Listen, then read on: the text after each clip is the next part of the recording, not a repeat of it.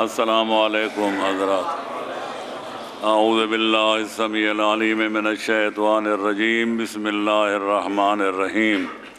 الحمد للہ رب العالمین، والصلاة والسلام علی اشرف الانبیاء والمرسلین واہل بیتہ الطیبین الطاہرین المعصومین۔ اما بعد فقد قال اللہ تبارک و تعالی فی کتاب المبین وہو اصدق الصادقین۔ اعوذ باللہ من الشیطان الرجیم، بسم اللہ الرحمن الرحیم۔ یا ایہا الذین آمنوا اتقوا اللہ حق تقاتہ ولا تموتن الا وانتم مسلمون واعتصموا بحبل اللہ جمیعا ولا تفرقوا۔ صلوات پڑھیں محمد و آل محمد۔ اللہم صلی علی محمد و آل محمد وعجل فرجہ۔ خالق کائنات اور مالک موجودات کے فرمان واجب الاحترام کا ترجمہ اور حاصل مطلب یہ ہے، اے ایمان کے دعوے دارو، اللہ سے اس طرح ڈرو جس طرح ڈرنے کا حق ہے، اور اس وقت تک موت کی آغوش میں مت جاؤ جب تک پہلے صحیح معنوں میں سچے سچے مسلمان نہ بن جاؤ، اور پھر اللہ کی دین والی رسی کو مضبوطی سے تھام لو اور آپس میں تفرقہ بازی اور اختلاف سازی نہ کرو۔ صلوات پڑھیں محمد و آل محمد۔ اللہم صلی علی محمد و آل محمد وعجل فرجہم۔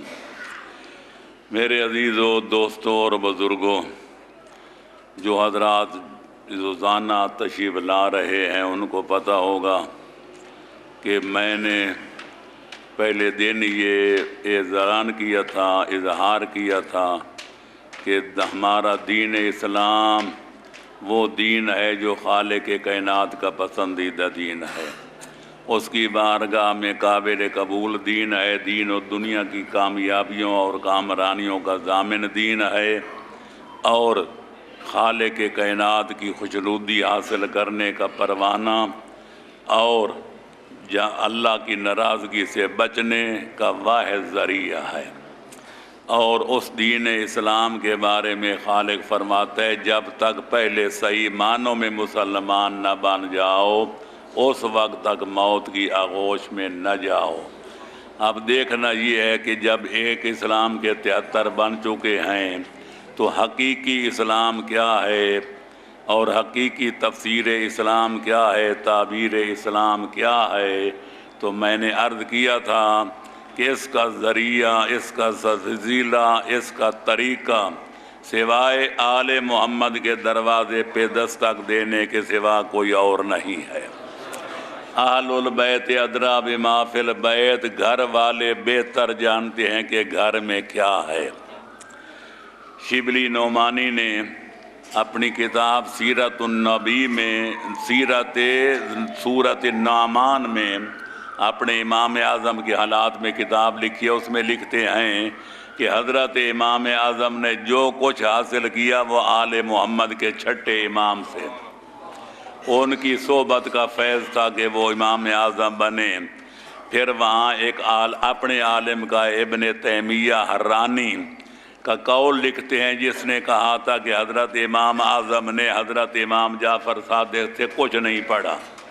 وہ کہتے کہ یہ ابن تیمیہ کی خیرہ چشمی ہے، کوتاہ اندیشی ہے جو انکار کر رہے ہیں، ورنہ امام اعظم لاکھ مجتہد ہوں اور لاکھ فقیہ، ان کو علم و فضل و کمال میں کیا نسبت ہے حضرت امام جعفر صادق علیہ السلام کے ساتھ؟ کیونکہ علم تفسیر ہو یا علم حدیث، علم فقہ ہو یا باقی دوسرے اسلامی علوم، یہ آل محمد کے گھر سے نکلے ہیں۔ وَأَهْلُ الْبَيْتِ أَدْرَىٰ بِمَا فِي الْبَيْتِ، اور گھر والے بہتر جانتے ہیں کہ گھر کے اندر کیا ہے۔ یہ علامہ شبلی نعمانی کی شہادت ہے، جو نعمانی النسل بھی ہیں تو نعمانی المسلک بھی ہیں۔ لہذا یہ ماننا پڑتا ہے کہ گھر کا بچہ بھی ہو دوسرے عالموں سے بھی وہ زیادہ بہتر جانتا ہے کہ گھر کے اندر کیا ہے۔ چہ جائے کہ گھر والے بھی ہوں تو پھر عالم الامت بھی ہوں۔ پیغمبر اکرم نے ارشاد فرمایا تھا، جیسا کہ ابن عبد البر نے اپنی کتاب الاستیاب فی سیرت الاصحاب میں لکھا ہے کہ پیغمبر اکرم نے فرمایا، عالم امتی علی ابن ابی طالب، قیامت تک یہ نسلیں میری امت میں پیدا ہوں گی، آج کے دور سے لے کر قیامت تک جتنے لوگ پیدا ہوں گے اور جتنے موجود ہیں، سب سے بڑا عالم ہے تو حیدر کرار ہے، کوئی ان کے برابر نہیں ہے۔ لہذا ہم نے حیدر کرار ان کی اطرت اطہار سے پوچھا کہ مسلمان بن کر جینے مرنے کا طریقہ کیا ہے، کہ اسلام کی اصل حقیقت کیا ہے؟ انہوں نے فرمایا کہ اسلام 5 چیزوں کے مجموعے کا دوسرا نام ہے۔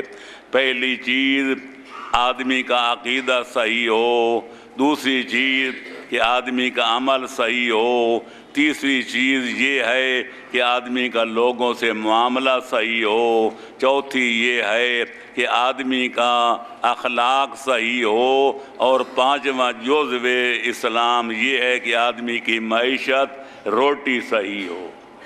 یہ 5 چیزیں اگر اکٹھی ہو جائیں تو اسلام کا ڈھانچہ مکمل ہو جاتا ہے۔ الحمدللہ سابقہ مجالس میں یہ 5 چیزیں مفصل طور پر بیان ہو چکی ہیں۔ جو پہلے دن سے حاضر ہو رہے ہیں ان کو یاد ہوگا کہ اسلام کے یہ پورے ارکان 5 5 ارکان پر قرآن اور آل محمد کے فرمان کی روشنی میں مکمل تبصرہ کیا جا چکا ہے۔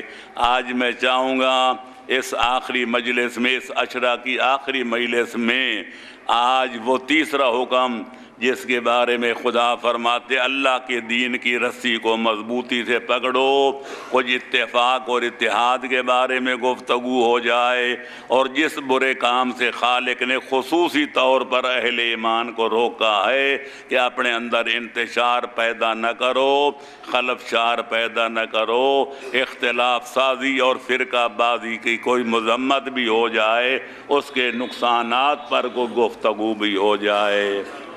صلوات پڑھیں محمد و آل محمد پر، اللہم صلی علی محمد و آل محمد۔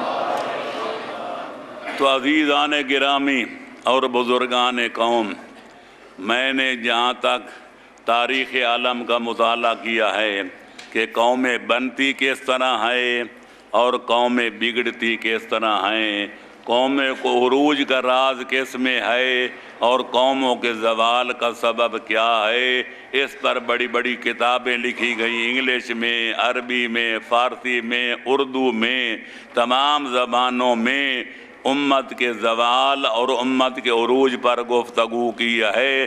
لیکن میں اتنا عرض کروں گا، اس وقت یہ تفصیل میں جانے کا وقت نہیں۔ جتنے اسباب قوموں کی ترقی کے محققین نے گنوائے ہیں، جتنے قوموں کے زوال کے اسباب محققین نے گنوائے ہیں، تمام اسباب کو اکٹھا کیا جائے، ترقی کے اسباب اس وقت تک مکمل نہیں ہوتے جب تک اتحاد کو شامل نہ کیا جائے، اور کسی قوم کے زوال اور فنا ہونے کے اسباب اس وقت تک مکمل نہیں ہوتے جب تک انتشار کو شامل نہ کیا جائے۔ مطلب یہ ہے کوئی قوم اس وقت تک ترقی نہیں کر سکتی جب تک اس کی صفوں میں اتحاد نہ ہو، افکار میں ہم رنگی نہ ہو اور اپنے کردار میں یک رنگی نہ ہو۔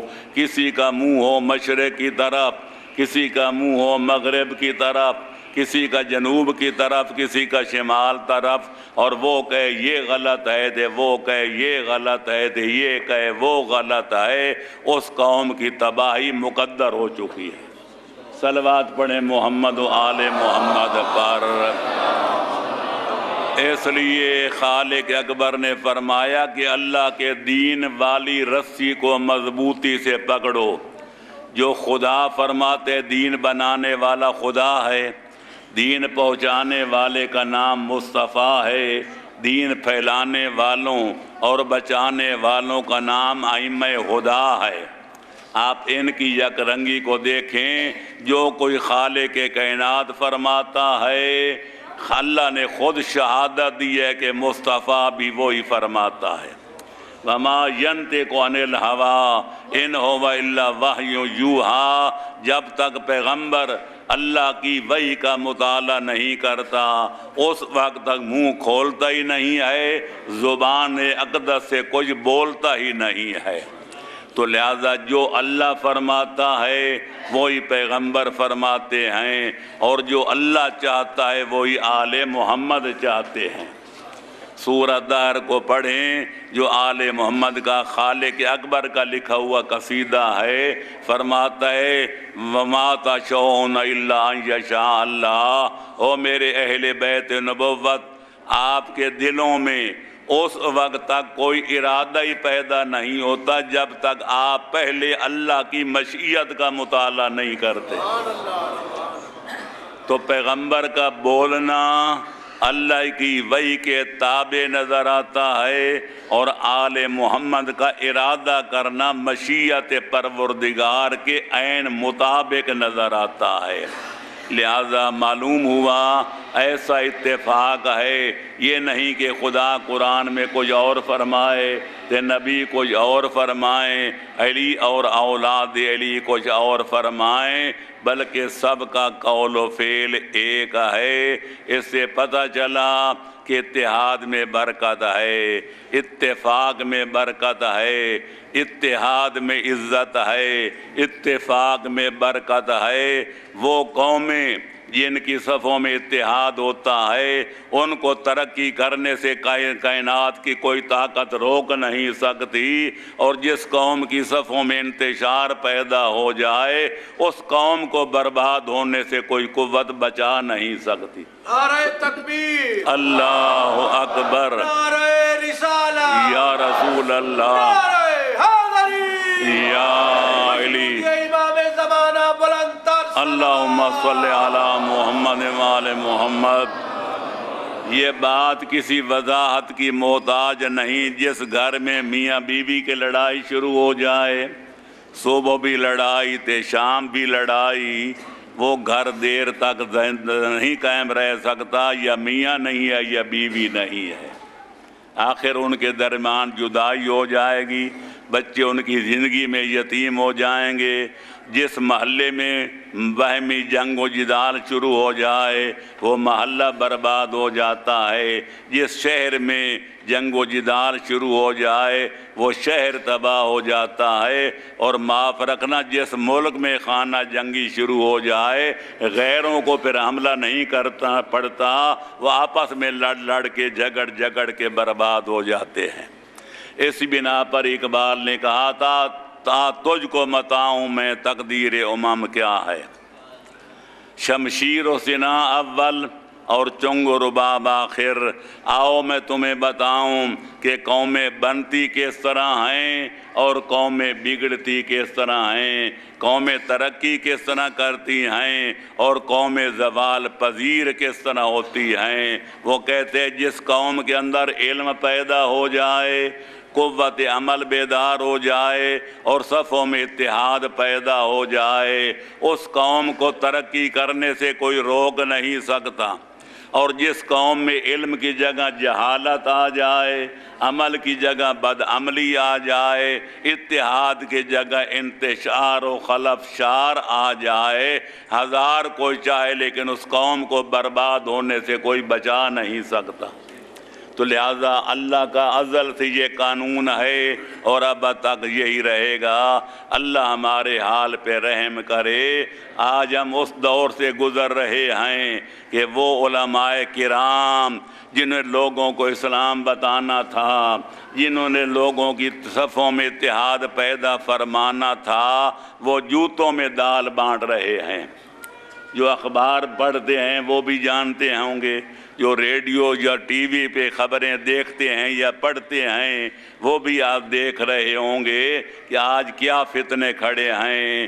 کوئی کہتا ہے کہ فلانا 40,000 آدمیوں کا قاتل شہید ہے، کوئی کہتے وہ شہید اس کو کہنا شہادت کی توہین ہے، اور کوئی ملا کہتا ہے اگر امریکہ کسی کتے کو بھی مارے گا معاذ اللہ میں اس کو بھی شہید کہوں گا۔ اس سے بڑھ کر شہادت کی کوئی توہین ہو سکتی ہے؟ الغرض کوئی پاکستان کی افواج کو جو اپنی جانوں کا نذرانہ پیش کر کے ملک کی صفوں کی حفاظت کر رہے ہیں، آپ کے جان و مال کی حفاظت کر رہے ہیں، کوئی کہتے ان کی موت شہادت نہیں ہے، وہ مر جائیں تو ان کو مسلمانوں کے قبرستان میں دفن کرنا ہی جائز نہیں ہے۔ اس سے بڑھ کر بھی ملک و ملت کے ساتھ غداری ہو سکتی ہے؟ یہی کام رہ گیا ہے۔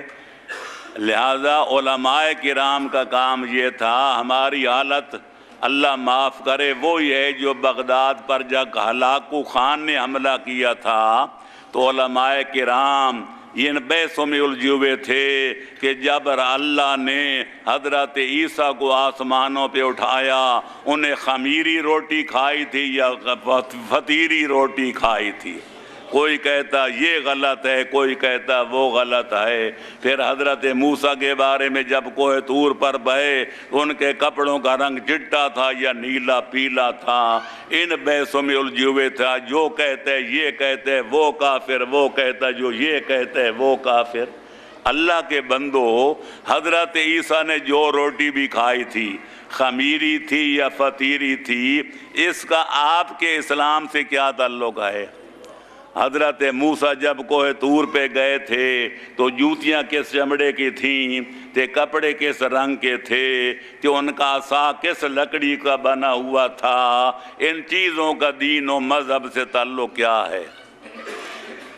یہی بات ہے، ان اللہ اذا شاء بقوم ردن شغلهم بالجدل واذا اراد اللہ بقوم خیرن شغلهم بالاسلام وبالدین۔ جب کسی قوم کے برے دن آ جائیں وہ فضول باتوں میں پڑ کر اپنی توانائیاں برباد کرتے ہیں، اور جب کسی قوم کے اچھے دن آ جائیں تو وہ فضول باتوں کو چھوڑ کر کام کی باتوں میں مصروف نظر آتے ہیں۔ اللہ اکبر، یا رسول اللہ، یا علی، اللہم صلی علی محمد وآل محمد۔ یا پھر علماء کرام جن کے بارے میں پیغمبر اسلام نے فرمایا تھا العلماء ورثۃ الانبیاء، فرمایا کہ علماء انبیاء کے وارث ہیں۔ یا رسول اللہ، ہر بندے کا وارث اس کی اولاد ہوتی ہے، اولاد نہ ہو تو باقی رشتہ دار ہوتے ہیں۔ فرماؤ کہ یہ علماء انبیاء کے وارث کس طرح ہیں؟ فرمایا یہ ان کے علم و عمل کے وارث ہیں۔ ان کے مال اور زر کا کوئی اگر چھوڑ جائیں تو ان کے قرابت دار وارث ہوتے ہیں، لیکن جو علم و عمل چھوڑ جائیں اس کے وارث علماء کرام ہوتے ہیں۔ اب چاہیے تو یہ تھا، نبیوں کا کام ہے کافروں کو مسلمان بنانا، بے ایمانوں کو مومن بنانا، بد عملوں کو نیکوکار بنانا، لڑنے والوں کے درمیان صلح کرانا، ان کو آپس میں منانا اور بٹھانا۔ لیکن افسوس سے کہنا پڑتا ہے کہ وراثت انبیاء کے وارثوں نے آج مسلمانوں کو کافر بنانا شروع کر رکھا ہے، مومنوں کو بے ایمان بنانے کا دھندا شروع کر رکھا ہے، لوگوں کے نکاح کرانے کی بجائے نکاح توڑوانے کا شغل اختیار کر رکھا ہے، اور لڑنے والوں کو منانے کی بجائے منا تو سکتے نہیں، منے ہوئے بھائیوں کو لڑانے کا شغل اختیار فرما رکھا ہے، کیونکہ اس سے زیادہ آسان کام روٹی کمانے اور حلوہ کھانے کا کوئی اور نہیں ہے۔ صلوات پڑھو محمد و آل محمد پر۔ حالانکہ اقبال نے بالکل بجا کہا تھا کہ مذہب نہیں سکھاتا آپس میں بیر رکھنا۔ دین و مذہب، اقبال کا شعر ہے یا مولانا الطاف حالی کا، مذہب نہیں سکھاتا آپس میں بیر رکھنا۔ بارہا گفتموں بار دیگر می گویم، ہر بندے کی شکل الگ ہے، صورت الگ ہے، وضع الگ ہے، قطع الگ ہے، رنگ روپ الگ ہے، قد کاٹ الگ ہے۔ کبھی آدمی رنگ روپ پہ نہیں لڑتے، قد کاٹ پہ نہیں لڑتے، اگر لڑتے ہیں تو زن کے لیے، زمین کے لیے، یا پھر زر کے لیے، یا چودراہٹ کے لیے۔ تو دین و مذہب جب ہر چیز مختلف ہے تو پھر ماننا پڑتا ہے کہ خالق نے جہاں شکلیں الگ بنائی ہیں، عقلیں بھی الگ الگ بنائی ہیں۔ ہر بندے کی شکل الگ، اس کی عقل الگ، لہذا جب عقل الگ ہے تو عقل کی سوچ کا زاویہ بھی الگ، اس کی اپروچ بھی الگ، اس کا کاروبار بھی الگ۔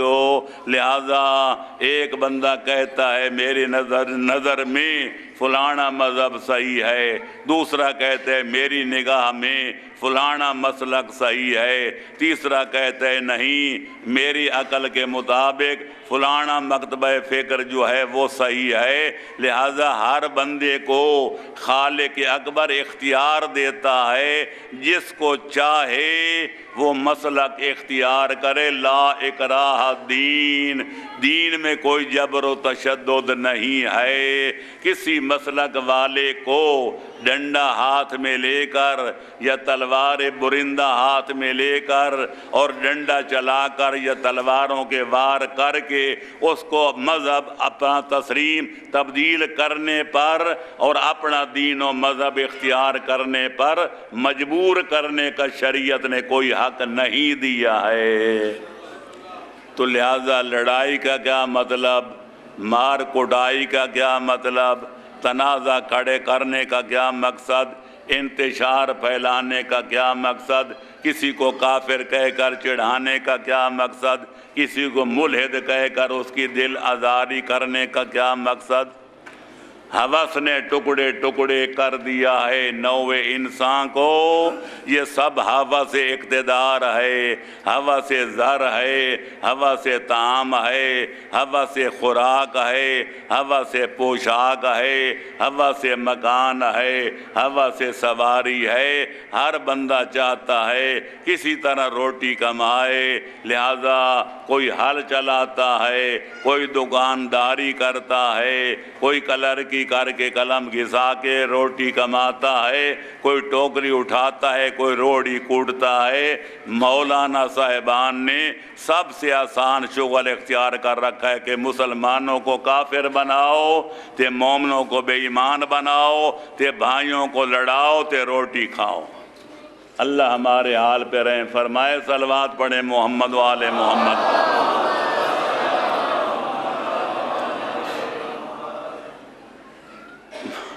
آج میں نے جنگ میں مجلس جو پڑھی اس میں ایک جملہ میں نے کہا تھا، اور یہ روایت سکہ ہے، میں اب اس کا نام لینا نہ میرا منصب ہے نہ مجلس کے اندر یہ تقاضا ہے کہ ایسے لوگوں کا نام بھی لیا جائے یا ان کے کام کا تذکرہ کیا جائے، لیکن ایسے لوگ تاجر خون حسین پیدا ہو گئے ہیں جو 1 منٹ کا 1000 لیتے ہیں۔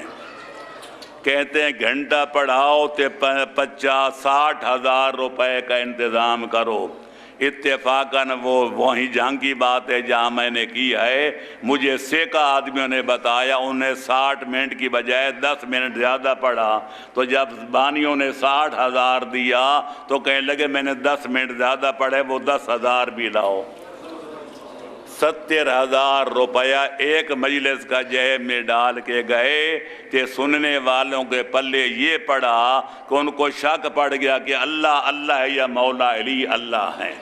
صلوات پڑھو محمد و آل محمد پر۔ دین فروشی کی بھی کوئی حد ہوتی ہے، ہماری حالت یہ ہے، لیکن میں معاف رکھنا صرف اس سودا کرنے والے کو مجرم نہیں سمجھتا، صرف اس کو تاجر خون حسین نہیں سمجھتا جو بانی مک مکا کرتے ہیں، جو ایسے لوگوں سے چک چکا کرتے ہیں، وہ برابر کے شریک جرم ہیں، کوئی ایک آدمی مجرم نہیں ہے۔ نعرہ تکبیر، اللہ اکبر، نعرہ رسالہ، یا رسول اللہ، نعرہ حیدری، یا علی، امام زمانہ، اللہم صلی علی محمد وعلی محمد۔ ایک دفعہ میں کئی سالوں کی بات ہے، ڈیرہ اسماعیل خان میں گیا، وہاں ایک امام باڑا تھا، اس کا متولی کا سید زادہ تھا، پتہ نہیں فوت ہو گیا کہ زندہ ہے، اللہ کرے زندہ ہو۔ اس نے مجھ سے ایک مسئلہ پوچھا، جناب قاسم کی شادی کربلا کے میدان میں ہوئی تھی؟ میں نے کہا بالکل چٹا جھوٹا ہے۔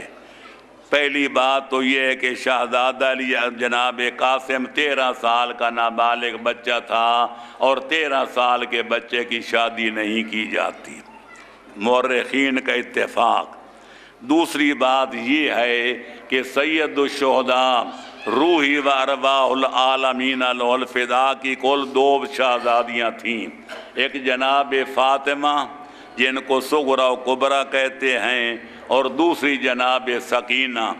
جناب فاطمہ صغرا و کبرا کی شادی حضرت امام حسن کے بڑے صاحبزادے حسن مصنع سے کربلا کے واقعہ سے پہلے ہو چکی تھی۔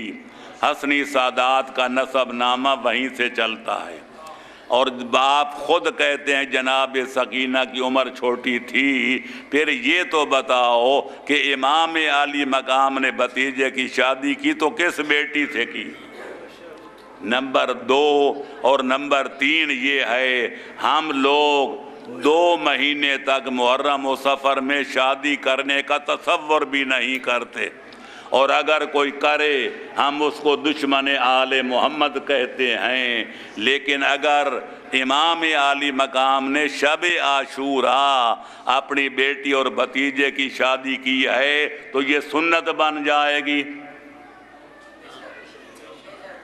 وہ شاہ صاحب کو اور تو کوئی بات نہ آئی، کہنے لگے میں متولی ہوں، ہر سال میرے پاس ذاکر بھی آتے ہیں تے مولوی بھی آتے ہیں تے میں نے راتیں تقسیم کی ہوئی ہیں، آج علم نکالنا ہے، آج جھولا نکالنا ہے، آج جناب شاہ قاسم کی شادی کی مہندی کو جلوس نکالنا ہے۔ کسی مولوی ذاکر نے مجھے روکا تو نہیں، کبھی ٹوکا تو نہیں۔ میں نے کہا شاہ صاحب معاف رکھنا، وہ بک ہو کر آتے ہیں، میں آزاد ہو کر آیا ہوں۔ جو آپ سے سودا کر کے آئے ہیں کہ یہ لیں گے تے وہ لیں گے، وہ آپ کو کیسے ناراض کریں گے؟ کہ میں آزاد خیال آدمی ہوں، میں نے نہ کسی کے ساتھ کبھی مکا کیا ہے تے نہ چک چکا کیا ہے، کہتا ہوں وہی بات، سمجھتا ہوں جسے حق، نہ یہ ابلہ مسجد ہوں نہ تہذیب کا فرزند۔ یہ الگ بات ہے، اپنے بھی خفا مجھ سے بیگانے بھی ناخوش، میں زہر ہلاہل کو کبھی کہہ نہ سکا کن۔ یا علی، اللہ اکبر، یا رسول اللہ، یا علی، شیعت کی حفاظت کرنے والے ماشاءاللہ علماء کرام کی صحت و سلامتی کے لیے صلوات۔ اللہم صلی علی محمد وعلی محمد وعجل فرجہم۔ میرے دوستو، عزیزوں اور بزرگوں، اتحاد قائم ہوتا ہے، اس کے کوئی اسباب ہوتے ہیں، انتشار پیدا ہوتے، اس خلفشار پیدا ہوتے، اس کے بھی کوئی اسباب ہوتے ہیں۔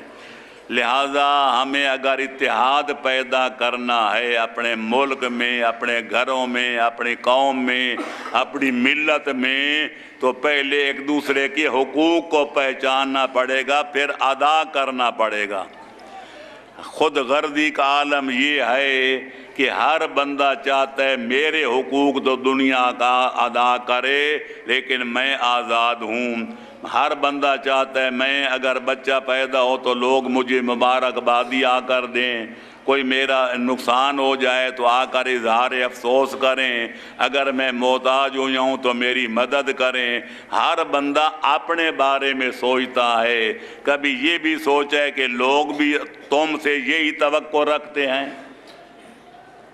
جو لوگوں کے دکھ سکھ میں شامل نہیں ہو سکتا، معاف رکھنا مسلمان تو بعد کی بات ہے، وہ ایسا آدمی خود غرض ہے، وہ انسان کہلانے کا روادار نہیں ہے۔ انسان اس کو کہتے ہیں جس میں انس پایا جائے، جس میں محبت پائی جائے، جس میں بنی نوع انسان کے لیے ہمدردی کے جذبات پائے جائیں۔ کسی یتیم کو دیکھے تو اس کے سر پر ہاتھ پھیرے، اگر اس کو پڑھائے لکھائے، اگر اس کے پاس پیسہ نہیں اس کو کتابیں لے کر دے، اس کی فیس ادا کرے، اور وہاں تک اس کی خدمت کرے جب تک وہ اپنے پاؤں پہ کھڑا نہ ہو جائے اور ماں کا سہارا نہ بن جائے۔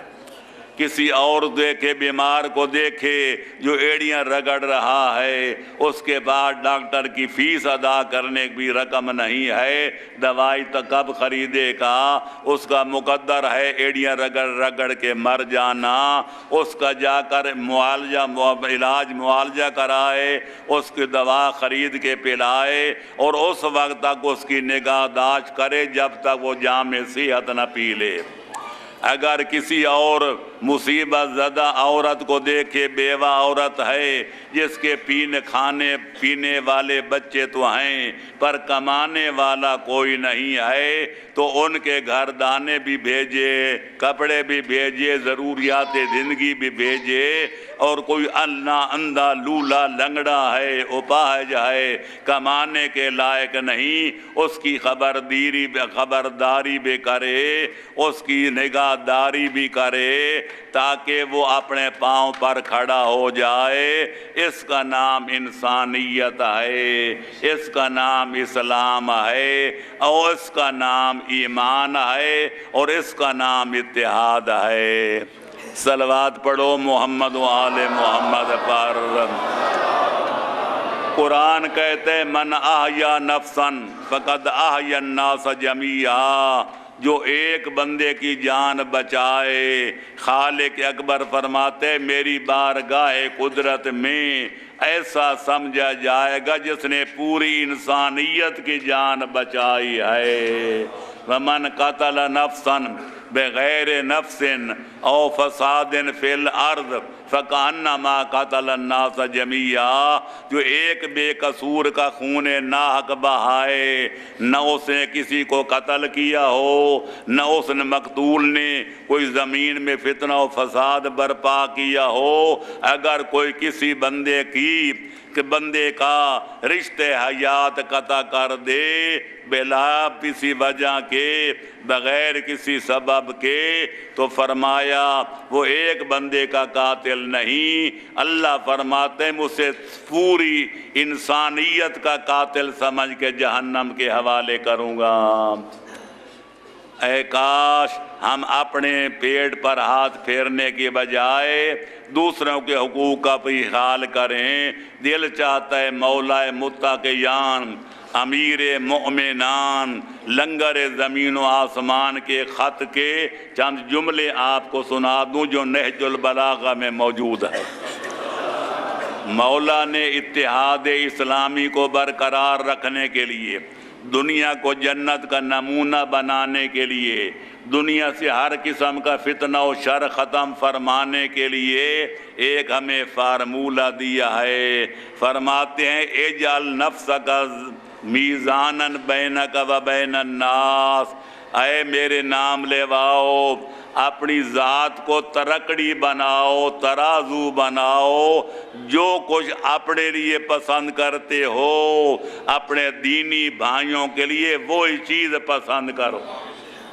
احب لأخیک ما تحب لنفسک واکرہ لأخیک ما تکرہ لنفسک، ہر وہ چیز جو تم اپنی ذات کے لیے پسند کرتے ہو اپنے دینی بھائی کے لیے بھی وہی پسند کرو، اور ہر وہ چیز جو تمہیں اپنی ذات کے لیے پسند نہیں ہے اپنے برادر اسلامی کے لیے بھی پسند نہ کرو۔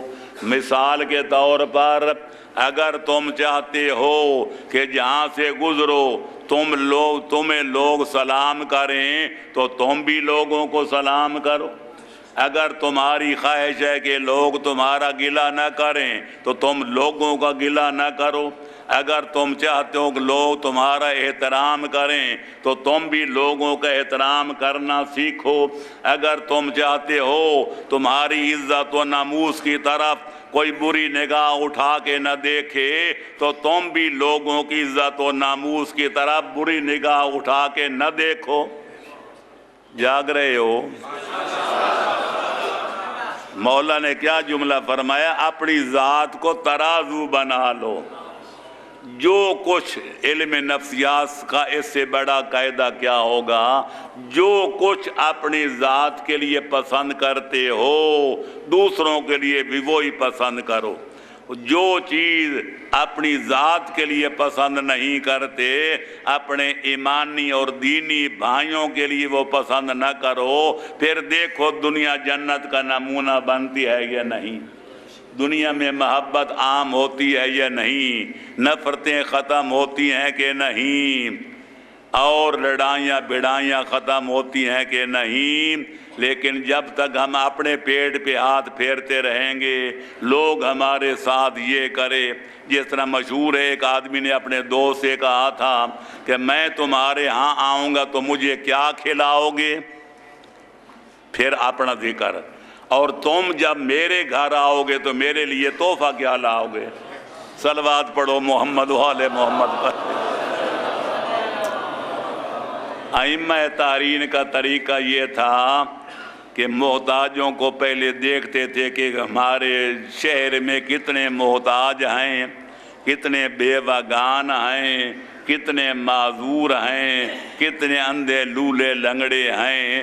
پھر امام علیہ السلام اپنی جگہ بیٹھ کے انتظار نہیں کرتے تھے کہ وہ یتیم آئیں، بیوگان آئیں، داد و فریاد کریں، ہم ان کی جھولی میں 4 سکے ڈالیں، نہیں، بلکہ پہلے امام معلوم کرتے تھے پھر ان کے گھروں میں جا کر ان کی حاجت روائی کرتے تھے۔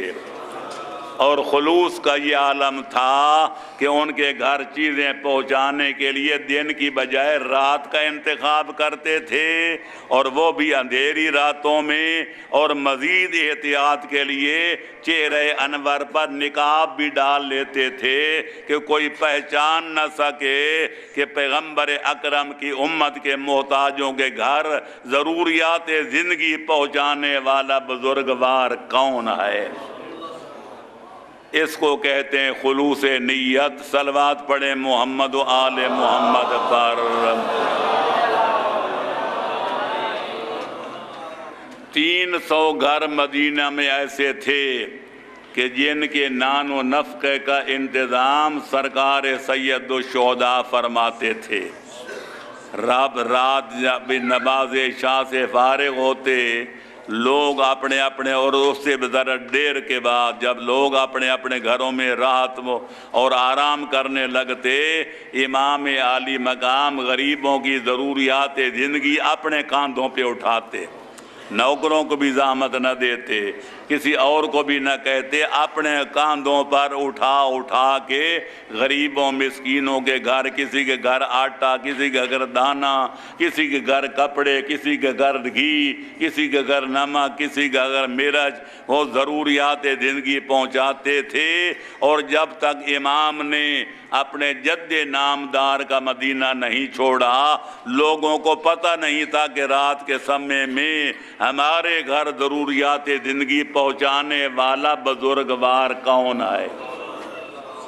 اور یہی طریقہ حضرت امام زین العابدین کا تھا۔ جب امام کربلا روانہ ہوئے اور لوگوں کے گھر ضروریات زندگی نہ پہنچیں، تب پتہ چلا کہ یہ ساری کارروائی جو رات کے سمے میں کرتے تھے سید الشہداء تھے۔ امام عالی مقام جب زندان شام سے آزاد ہو کر آئے، پھر اپنے بابے کی سنت کو زندہ کیا، اور جب تک امام زین العابدین کا جنازہ نہیں اٹھا اس وقت تک لوگوں کو پتہ نہ چلا کہ ہمارے گھروں میں ضروریات زندگی مہیا کرنے والا کون بزرگوار ہے۔ خلوص کا یہ عالم، ہمدردی عالم کا یہ عالم۔ میں ایک دفعہ حضرت امام موسیٰ کاظم علیہ السلام کی خدمت میں، اللہم صلی علی محمد، ایک آدمی کوفے کا کوئی خمس کی رقم لے کر گیا، کہنے لگے مولا یہ حق سادات ہے اور آپ کا حق امام بھی اس میں شامل ہے۔ اس کو پتہ تھا کہ امام سارا غریبوں مسکینوں میں سادات میں تقسیم کر دیں گے۔ اس نے کہا مولا میری ایک گزارش ہے اگر آپ سننا پسند کریں۔ امام نے فرمایا بتاؤ کیا کہنا چاہتے ہو؟ اس نے عرض کیا مولا میں اتنا چاہوں گا کہ یہ پیسہ جس کو چاہیں دیں، یتیموں کو دیں، بیوگان کو دیں، سہزادیوں کو دیں، مسکینوں کو دیں، لیکن ایک جوڑا کپڑوں کا اپنے لیے بھی خرید لیں، کیونکہ آپ کے کپڑے بڑے پرانے ہو چکے ہیں، تے پیماند لگے ہوئے ہیں، اس لیے میری گزارش ہے ایک جوڑا کپڑوں کا کم از کم اپنے لیے خرید لیں۔ امام نے فرمایا اچھا میں نے سن لیا ہے، پیسے یہاں رکھو اور مدینے میں جا کر اعلان کرو کہ مسجد نبوی میں سارے فقراء و مساکین آ جائیں۔ تھوڑی دیر میں تل رکھنے کی جگہ نہ بچی۔ امام نے کسی کو 5، کسی کو 10، کسی کو 100، کسی کو 50، سارے پیسے جب ختم کر دیے تو جب لوگ دعائیں دیتے ہوئے چلے گئے تو اس مومن نے پھر عرض کیا مولا میں نے بھی وہ عرض کیا تھا، آپ نے اپنے لیے 1 روپیہ بھی بچا کے نہ رکھا۔ امام نے تب فرمایا کہ خالق اکبر نے ہمیں عیش و عشرت کرنے کے لیے نہیں پیدا کیا، بلکہ ہمیں پیدا کیا ہے اپنی عبادت کے لیے اور خدمت خلق ادا کرنے کے لیے۔ تو نے اپنا فرض ادا کر دیا، رقم ادا کر دی، میں نے اپنا فرض ادا کر دیا، مستحقوں تک پہنچا دی، میرے کپڑے یہی ٹھیک ہیں جو میں نے زیب بدن کیے ہوئے ہیں۔ کہاں ہم جس کے 15 سوٹ ہوتے ہیں، کہ کہاں وہ امام عالی مقام جن کا ایک جوڑا ہے تھے وہ بھی پھٹا ہوا ہے۔ حیدر کرار خدا گواہ یہ بیان کرتے شرم آتی ہے، ہمارے کپڑے ایسے ہوتے تو ہم خوشی کے ساتھ بیان کرتے۔ مولا نے جب سنا کہ کچھ لوگ مجھ پر اعتراض کرتے ہیں کہ علی ایسے ہیں تو علی ویسے، مولا نے خطبہ دیا، تمام حاضرین کے سامنے بیان کیا یہ مولا علی بیان کر سکتے تھے، کوئی مائی کا لال نہیں بیان کر سکتا۔ فرماتے ہیں لوگوں نے پیغمبر اسلام کے بعد اپنا دین بدل دیا، اسلام بدل دیا، ایمان بدل دیا، حالات بدل دیے، لیکن جو پیغمبر کی وفات کے وقت میرے بدن پر کپڑے تھے میں نے آج تک وہ کپڑے بھی نہیں بدلے۔ یا علی فرمایا کوفے والو، یہ مولا علی فرما سکتے ہیں، کوئی مائی کا لال نہیں کہہ سکتا۔ کوفے والو جب میں مدینہ چھوڑ کے یہاں آپ کے کوفے میں آیا تھا، ایک میرے بدن پر یہی کرتا تھا، یہی کپڑے تھے، دوسرا میرے ساتھ مولا نے فرمایا ایک غلام تھا جس کا نام کمبر ہے، ایک بستر تھا، 2-4 چیزوں کا نام گنوایا۔ اگر میں زندہ رہا اور تمہارے کوفے کو چھوڑ کے پھر مدینے گیا، جو کچھ لایا تھا اگر اس سے زیادہ لے کر جاؤں تو کہنا علی نے ہماری امانت میں خیانت کی ہے۔ اللہ اکبر، یا رسول اللہ، یا علی، اللہم صلی علی محمد وآل محمد۔ لیکن کپڑے بھی وہی ہوں، ساز و سامان بھی وہی ہو تو پھر کہنا، اقرار کرنا علی نے بیت المال کے خرچ کرنے میں کوئی بددیانتی نہیں کی ہے۔ سگا بھائی جناب امیر سے 10 سال بڑا جناب عقیل ابن ابو طالب، جناب نے ایک دفعہ حضرت امیر المومنین کی دعوت کی۔ جب روٹی کھا چکے تو انہوں نے درخواست تھما دی، بھائی جان جی میرے بال بچے زیادہ ہیں اور آپ جو ہمیں مشاہرہ دیتے ہیں، شہریہ دیتے ہیں، وظیفہ دیتے ہیں بیت المال سے، وہ میری ضروریات کے لیے تھوڑا ہے، ذرا وظیفہ بڑھا دیں۔ جناب امیر نے پہلی جرہ یہ کی کہ اگر تمہارا گزارا نہیں چلتا تھا تو میری دعوت کیسے کی؟ عرض کرنے لگے جناب کوئی پیسہ 2 پیسے بچاتا رہا، جب 4 پیسے اکٹھے ہو گئے تو آپ کی دعوت کر دی۔ مولا نے فرمایا اس کا مطلب یہ ہے کہ تم تھوڑا سا بچا سکتے ہو، اس کا مطلب یہ ہوا کہ تمہاری تنخواہ گھٹانی چاہیے بڑھانے کی بجائے۔ جناب عقیل نے کہا یک نہ شد دو شد، مفہوم یہ تھا کہ میں درخواست دے رہا ہوں کہ میری تنخواہ بڑھائی جائے، کہ آپ سوچ رہے ہیں کہ اور گھٹائی جائے؟ نہیں بھائی جان ضرور کچھ بڑھاؤ۔ جناب امیر نے انکار کیا، جناب عقیل نے بڑے بھائی ہونے کی وجہ سے اصرار کیا۔ جناب نے کمبر کو حکم دیا کمبر ذرا آگ جلاؤ۔ آگ جل گئی، روشن ہو گئی۔ مولا نے فرمایا لوہے کی ایک میخ لاؤ، سلاخ لاؤ۔ وہ لوہے کی سلاخ بھی آ گئی۔ پھر جناب نے فرمایا اس کو گرم کرو، اس کو آگ میں تپاؤ۔ وہ تپ بھی گئی، لال پیلی ہو گئی۔ مولا نے کسی طرح پکڑی اور جناب عقیل سے کہا بھائی جان ذرا ہاتھ تو بڑھاؤ۔ انہیں کہا کیا کرنا چاہتے ہیں؟ فرمایا میں تمہیں بتانا چاہتا ہوں آگ کا ذائقہ کیسا ہوتا ہے۔ بھائی جان اگر آپ تنخواہ نہیں بڑھاتے تو نہ بڑھائیں، مجھے جلاتے کیوں ہیں؟ تب جناب امیر المومنین نے پورے جذبہ امامت اور جوش ولایت کے ساتھ کہا اے عقیل اگر تو دنیا کی آگ کا مزہ نہیں چکھ سکتے تو تم چاہتے ہو تمہارا بھائی مسلمانوں کے خزانے میں بددیانتی کر کے جہنم کی آگ کا ذائقہ چکھے؟ یا علی۔ جناب عقیل مایوس ہو کے واپس چلے گئے۔ مولا متقیان نے ایک آنا بھی اس کا لوگوں سے نہیں بڑھایا۔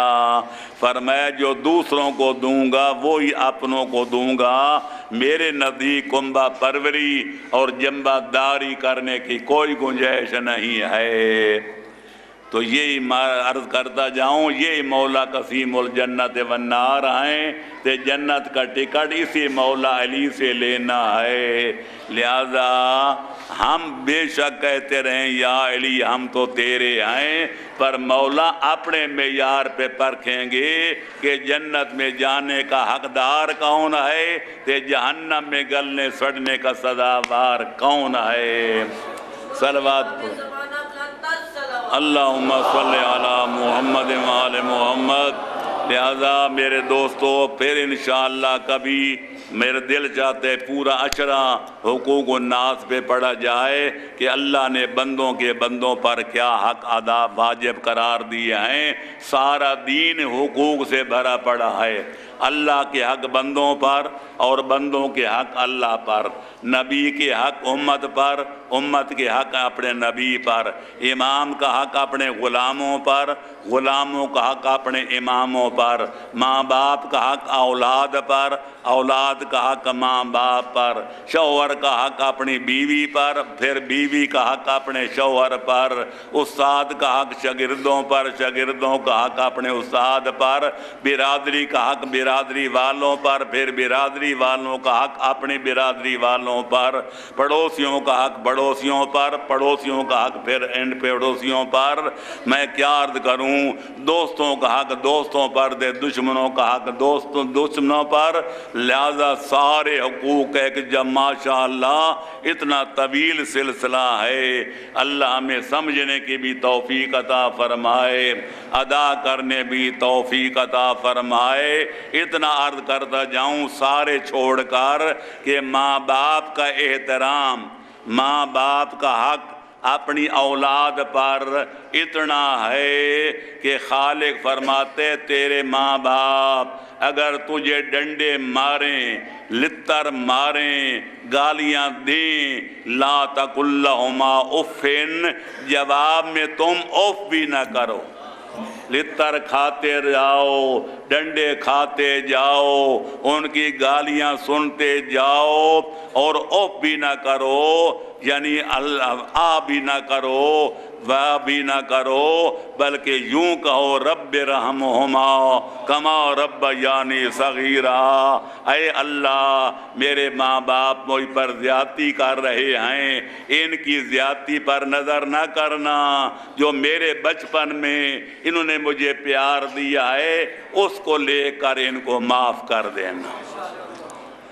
لہذا اگر خدا نہ خواستہ ماں باپ گناہگار بھی ہوں، بدکار بھی ہوں، تو بھی اولاد کا فرض ان کی خدمت کرے، لہذا یہ نہ کہے نیک ہوں گے تو میں خدمت کروں گا، جو برے ہیں تو ان کو اپنی حالت پہ چھوڑوں گا۔ معصوم فرماتے ہیں ماں باپ کو اس قدر بھی زحمت نہ دو کہ تمہیں کہیں بیٹا کپڑا لا کر دو، بیٹا مجھے روٹی کھلاؤ یا مجھے پانی پلاؤ، خود معلوم کرو ماں باپ کی ضرورت کیا ہے، قبل اس کے کہ وہ مطالبہ کریں تم ان کی ضرورت کو پورا کر دو۔ ایک حدیث بیان کر کے ختم کروں گا۔ معصوم فرماتے ہیں صلوات پڑھیں محمد و آل محمد پر،